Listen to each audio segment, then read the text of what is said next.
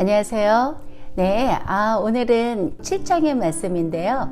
이제 7장하고 8장은 초막절에 관련된 그런 일들을 엿보게 하는 온갖 종류의 암시들로 시작을 하고 있어요. 그런데 7장에서는 초막절에 마시는 물을 근거로 해서 새 시대에 성령을 공급하시는 예수님을 제시하고 있는 거예요. 그리고 이제 앞으로는 성령의 사역에 대해 더 많이 언급을 하고 있죠. 그런데 오늘 말씀은 예수님께서 초막절을 맞이하여서 예루살렘에 올라가셔야 되는데, 올라가시기 전에 예수님에게 혈육의 동생들이 있었잖아요. 그런데 이 동생들도 예수님께서 부활하시기 전까지는 그를 메시아로 믿지 않았었던 거죠. 그래서 오늘은 예수님의 형제들의 불신에 대해서 한번 살펴볼게요. 1절 말씀이에요. 그 후에, 여기서 이제 그 후라는 것은 가버나움 해당에서 대화를 하고 나서 그 이후니까 아마 그때는 이제 유월절이 가까웠고 지금은 초막절이 가까웠다고 뒷절에 이렇게 이제 나오거든요. 그러니까 아마 이 시간은 약 한 6개월 정도 그 사이가 지난 후에를 이야기하는 거예요. 예수께서는 갈릴리를 다니셨다. 그는 유대에게는 돌아다니려 하지 않으셨다. 유대 사람들이 그를 죽이려 했기 때문이다. 예수님 시대의 갈릴리와 유대는 서로 다른 관할 구역으로 되어 있었다 그랬잖아요. 그래서 요한 시대의 그리스도인들은 주로 갈릴리에 모이고 랍비들의 활동은 유대에서 더 많은 동조를 얻음에 따라서 그 각 지역의 종교적인 차이는 점차 심화가 되어가고 있었던 그런 때였던 거예요. 더군다나 예수님은 예루살렘에서 38년 된 그 병자를 고쳐주시는 등 많은 기적에도 불구하고 예루살렘에서 반대와 배척을 당하셨던 거예요. 왜요? 안식일에 할 수 없는 일을 했다는 이유와 또 하나님과 자신을 동등하게 여겼다는 점과, 그리고 무엇보다도 그 유대 당국의 종교 지도자들의 그 시기와 질투를 받아서 예수님을 핍박하고 죽이려 했기 때문인 거예요. 그래서 여기서 다니다라는 뜻은 예수님의 생활 무대가 유대가 아니라 갈릴리가 되었고 순회 사역을 그곳에서 하셨다라는 그런 의미인 거예요.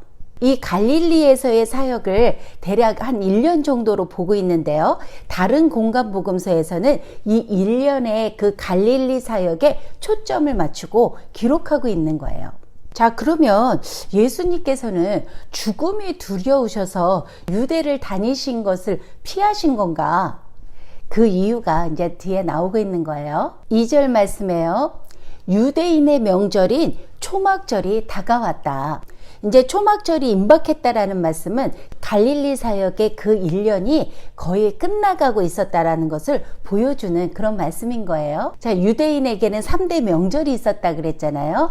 유월절과 오순절과 지금 나오는 이 초막절 3대 명절이 있었어요. 근데 그 중에 이제 하나가 이 초막절인데요. 장막절이라고도 하고 해막절이라고 그렇게 부르기도 해요. 구약에서의 초막절은 뿌리는 것을 거두는 것과 그 연관이 되어 있는 거예요. 그래서 가을에 추수를 기점으로 포도와 올리브 그리고 감람나무 열매의 수확을 경축하는 농사절기이기도 한데요. 특별히 이 축제는 나뭇가지로 만들어가지고 뒤뜰이나 마당 그리고 지붕 꼭대기, 그 당시에 그 지붕은 이렇게 평평했다고 그래요. 그 지붕 꼭대기에다가 천막을 세워 임시 거처를 만들었던 거예요. 그래서 남자들은 거기서 식사도 하고 잠도 자면서 자기 조상들이 출애굽 이후 광야에서 방황하며 장막에서 살 때 하나님이 자기 백성에게 어떻게 신실하게 인도하셨는지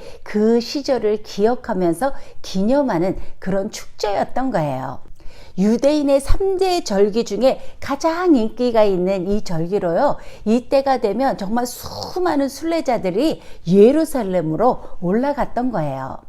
그런데 이 기간 동안에 행해지는 독특한 3가지의 의식이 있었어요. 첫 번째 의식은 등불을 밝히고 햇불 아래서 사람들이 춤을 추는 그 빛의 의식이 있었고요. 두 번째 의식은 그 함께 춤을 추면서 성전을 바라보는 그런 의식이 있었어요. 그리고 세 번째 의식은 물 붓기 의식이 있었는데요. 이 의식이 참 독특한 그런 의식이었던 거예요. 이 물 붓기 의식이라는 것은요, 그때 이제 한 8일 동안 벌어지는 축제는 안식일에 시작을 해서 안식일에 끝을 맺었는데요. 여기서 물 붓기는 7일 동안 매일 아침에 실로암 연못이라는 곳에 가서 금으로 된 용기에 물을 떠서 나팔을 불면서 물의 문이라고 하는 것을 통과해서 성전으로 물을 길러 갖고 오는 거예요. 그래서 이제 그들이 성전에 도착을 하면 시편의 말씀을 읊조리고 종려나무 가지를 흔들면서 제단까지 가는 거예요. 그러면 이제 그때 제단에 도착을 하면 제사장들이 그 물을 받아서 물과 포도주를 제단 위에 넘치도록 붓는 그런 의식이었던 거예요. 그러한 순서가 7번 반복을 하고요. 그 다음날 8일째 되는 날에는 여호와 하나님께서 그분의 백성들을 특별하고 지속적으로 돌보는 표시로 풍성한 비를 내려지기를 간구하는 거였어요. 물의 문을 통과한다라는 것은 종말적인 그 메시아의 출현을 기대한다는 의미로 모세와 같은 그 선생이 나타나서 광야 여행 중에 우물에서 물을 퍼내듯 그 토라, 율법, 그 토라의 말씀을 반복해서 가르치게 될 것을 기대하는 그런 의식이었던 거예요. 여기에서 유대인들은 메시아를 우물로부터 길러 올린 물을 공급하는 자, 곧 율법을 온전하게 해석하는 자로 기대를 했다라는 거죠. 그러니까 이 초막절도 역시 그 유월절과 마찬가지로 메시아의 강림과 로마에서 벗어나는 그 해방을 기리는 민족적 소망을 품고 행하는 절기였던 거예요. 그런데 이 요한복음은 이 절기의 행사를 언급하고 있는 아주 유일한 복음서인 거예요. 그런데 지금 예수님께서 아주 위협적인 상황이 닥쳤음에도 불구하고 지금 예수님의 형제들은 예수님께 예루살렘으로 올라가라고 제안을 하고 있는 거예요. 3절 말씀에요. 그래서 예수의 형제들이 그에게 다가와 말했다. 이곳을 떠나서 유대로 가십시오. 그러면 당신의 제자들이 당신이 하시는 일을 볼 것입니다. 지금 형제들은 예루살렘에 예수님의 제자들이 있다라는 것을 암시하고 있는 거예요. 그러면 그 제자들은 도대체 누구일까? 아마도 6장에서 예수님의 말씀이 어려워서 상당히 많은 제자들이 떠나갔다 그랬잖아요. 그 제자들이 아닐까 하는 거죠. 그리고 그들이 있는 유대로 가서 당신이 하는 그 일을 보여주면 지금 현재 따라다니고 있는 남아있는 제자들도 당신의 일을 보고 떠나지 않을 것 아니냐 하면서 아주 근사하게 보이는 제안을 하고 있는 거예요. 그런데 여기서 예수님의 형제들이 말하는 당신의 일이란 무엇을 말하는 걸까요? 4절 말씀에요. 스스로 널리 알려지기를 바라면서 은밀하게 일하는 사람은 아무도 없습니다. 기왕 이런 일을 할 바에는 자신을 세상에 드러내십시오. 대부분의 랍비들은요, 공개적인 장소에서 가르쳤어요. 공개적인 연설은 미덕으로 간주되었고 은밀한 행동은 거짓된 것으로 여겼었던 그런 때였던 거예요. 그리고 또한 그 초막절은 셀 수 없이 많은 사람들이 지금 예루살렘에 몰려드는 때이므로 이때 그 일을 한다면 수많은 제자들을 끌어모을 수 있다고 제안을 하고 있는 거예요. 그리고 이제 여기에서 세상은 모든 사람을 의미하고 있는 거죠. 그러니까 모든 사람에게 자신을 나타내십시오. 이렇게 얘기를 했다는 거예요. 더군다나 오랜 전통과 유산을 지키고 있었던 그 성전이 바로 거기에 있었기 때문이었던 거죠. 아무래도 종교 지도자가 자신의 뜻을 펼치기에는 시골 갈릴리보다는 도시인 예루살렘이 훨씬 더 나을 것이다라고 지금 조언을 했던 거예요. 딱 여기까지만 들어서는 아주 매력적인 그런 제안 같아 보이잖아요.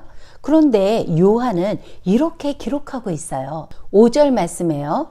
그의 형제들마저 그를 믿지 않았다. 그러니까 요한은 형제들이 생각하는 그 예수님의 일이라는 것을 단지 기적을 행하는 요술쟁이 쯤으로 여겼던 그들의 불신앙의 결과라고 평가를 하고 있는 거예요. 그를 믿지 않았다라는 것은 예수님의 진정한 사명, 그 일을 이해할 만한 믿음이 없었다라는 거죠. 그러니 예수님이 조금 더 큰 무대에 등장하기만 한다면 훨씬 더 많은 추종자들을 얻을 것이라고 생각을 하는 정치적 이론의 그 관점에서 매우 세속적인 가치관을 가지고 불신앙적인 조언을 했었던 거예요. 예수님께서 추구하는 그 성공과 그것을 쟁취하는 방법은 형제들이 상상하는 것과는 전혀 다른 방향에 있었던 거죠.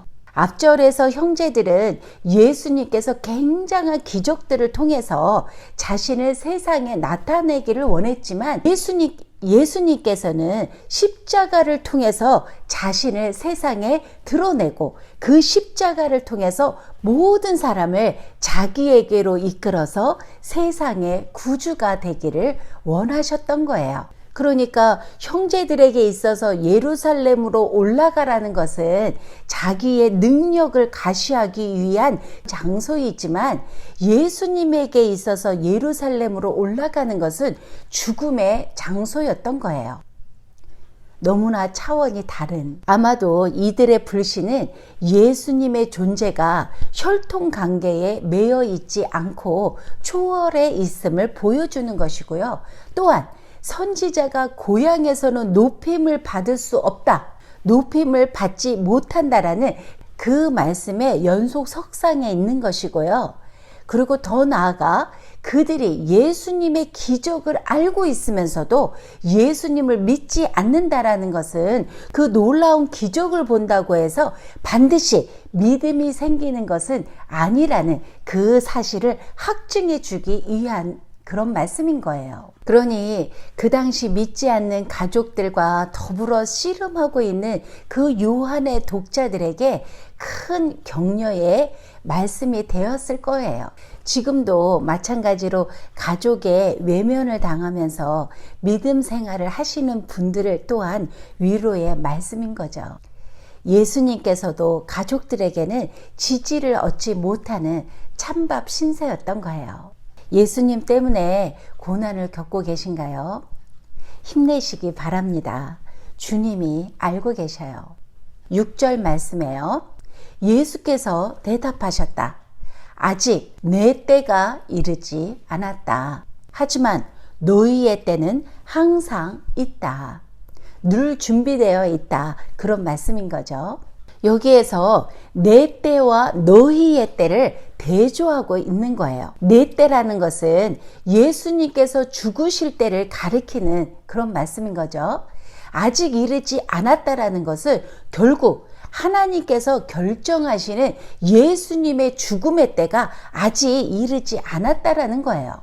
그러니까 예수님께서는 유대의 종교 지도자들이나 죽음이 두려워서 유대 땅을 가지 않으려 했다는 것이 아니라 그분의 때가 아직 이르지 않았기 때문이라는 거죠. 그리고 여기서 너희의 때는 늘 준비되었다 라고 하는 것은요, 그들은 하나님의 때와 관계없이 스스로 자신들의 때를 결정하기 때문에 그들의 때는 항상 준비되어 있다라는 그런 말씀인 거예요. 그런데 여기에서 지금 예수님은 그들을 정죄하기보다는요, 그들이 처한 그 삶의 정황을 사실적으로 진술하고 계시는 거예요. 다시 말하면 너희들은 언제라도 자유롭게 예루살렘으로 올라갈 수 있다. 그것이 죄는 아니다. 하지만 너희들의 그 자유로운 왕래를 나에게까지 그대로 적용시키려 해서는 안 된다. 나는 하나님이 정하신 때가 오기까지는 내가 할 일이 있다. 지금 그렇게 말씀하시는 거예요. 이것은 자신의 명예나 다른 사람의 요청이 아니라 하나님의 뜻과 그 계획 안에서 스스로 결정하고 행동하시는 예수님의 모습을 보여주고 있는 거예요. 이러한 모습은 예수님께서 우연히 죽으신 것이 아니라 죽기 위해 이 세상에 오셔서 스스로 목숨을 내놓으신 그 구속적 행보를 읽을 수 있는 그런 말씀인 거죠. 7절 말씀이에요. 세상은 너희를 미워할 수 없지만 나를 미워한다.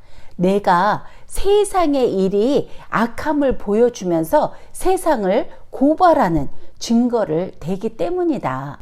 여기에서 세상은 지상의 모든 백성들을 포함해서 창조된 우주 전체를 뜻하고 있는 거예요. 그러니까 예수님의 형제들은 정해진 때라는 것이 존재하지 않기 때문에 언제든지 예루살렘에 올라갈 수 있다라는 그 구체적인 설명인 거죠. 그리고 또한 그들은 세상에 속해 있고 세상은 자기 사람들을 사랑하기 때문에 세상이 너희를 미워할 수 없다라는 거예요. 하지만 또 이 세상은 사랑하는 창조주에게 등을 돌리고 그분과 상관없이 독자적인 삶을 꾸리려고 애쓰는 고질적인 태도를 뜻하고 있는 그런 표현이기도 해요. 그러니 예수님은 세상에 속해 있지 않을 뿐만 아니라 세상의 악을 드러내고 세상이 자행하는 그 죄를 단죄하고 있고 예수님의 존재 자체가 세상의 악함을 저절로 드러내고 있기 때문에 세상이 예수님을 미워한다라는 거예요. 물론 여기에서 1차적인 세상은 예수님을 지금 죽이려고 하고 있는 그 유대인들을 말하고 있는 거죠. 여기에서 굉장히 중요한 핵심은요. 아무 때라도 예루살렘에 올라갈 수 있는 이유는 세상에 속해 있기 때문이라는 것이에요.